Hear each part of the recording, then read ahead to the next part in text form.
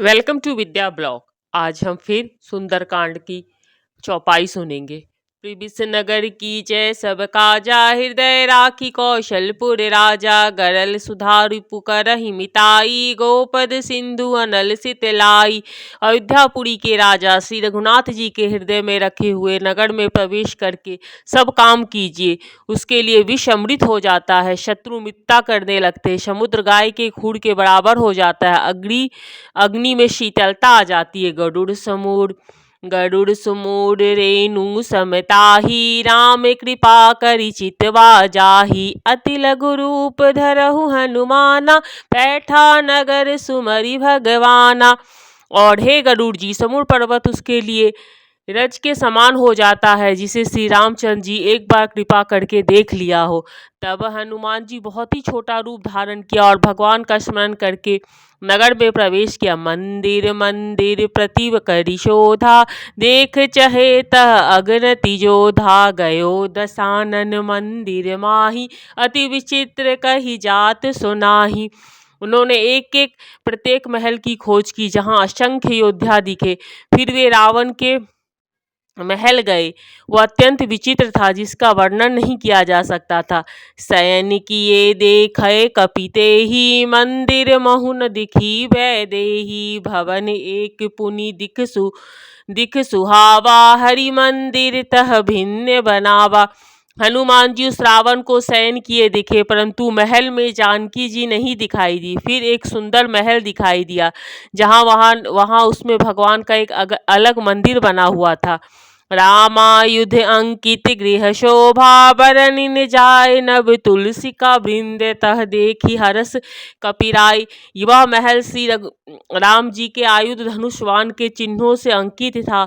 उसकी शोभा वर्णन नहीं की जा सकती थी। वहां नवीन नवीन तुलसी वृक्ष समूह के देखकर कपिराज श्री हनुमान जी हर्षित हुए। लंका निशिचर निकर निवासा, यहाँ कहाँ सज्जन कर बासा। मन महु तरक कहे कपिलागा, ते ही समय विभूषण जागा। लंका तो राक्षस के समूह का निवास स्थान है, यहाँ सज्जन साधु रूप का निवास कहाँ। हनुमान जी के मन में इस प्रकार तर्क करने लगे। उसी समय विभीषण जी जागे।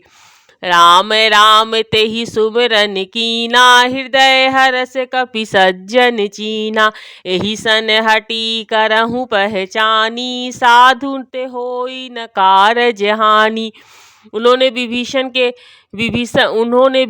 ने राम नाम का स्मरण उच्चारण किया। श्री हनुमान जी उन्हें सज्जन जाना और हृदय में हर्षित हुए। हनुमान जी के विचार आया कि इसमें हट करके अपनी ओर से परिचय करूंगा, क्योंकि साधु से कार्य की हानि नहीं होती, प्रत्येक लाभ ही होता है।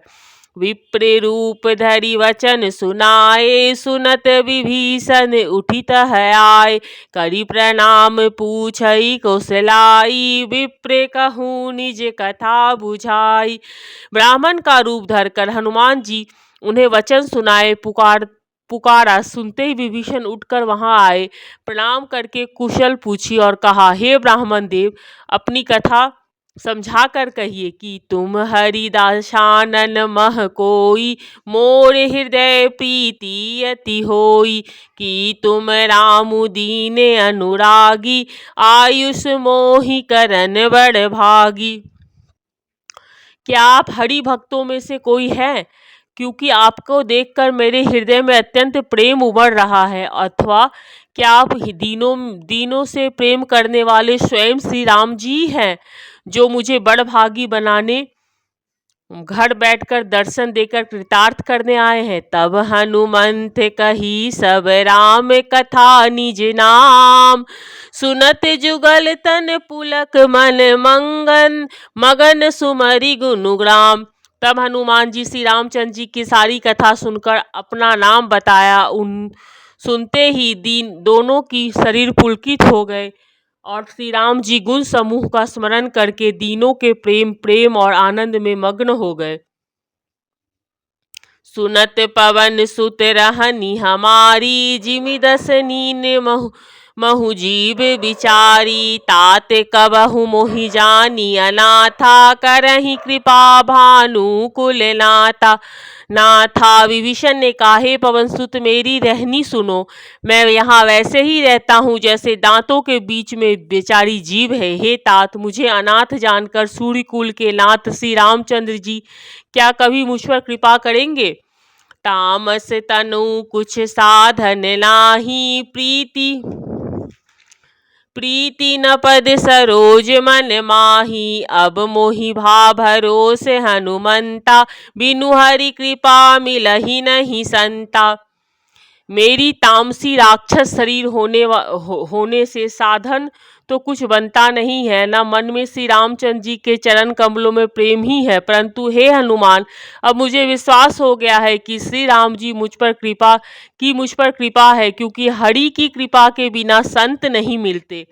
जो रघुवीर अनुग्रह कीना तो तुम्हें मोहि दरसु हटि दीना। सुनु विभीषण प्रभु के रीति करहि सदा सेवक पर प्रीति।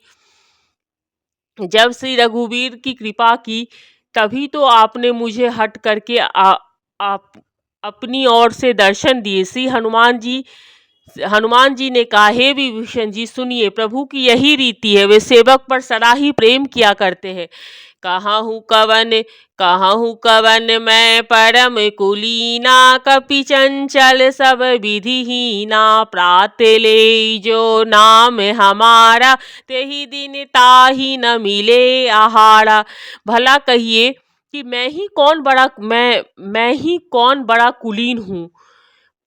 मैं तो जीती का चंचल बानर हूँ और सब प्रकार से नीच हूँ। प्रात काल जो हम लोग बंदरों का नाम ले ले तो उस दिन उसे भोजन न मिले। अंश में अधम सुखा सखा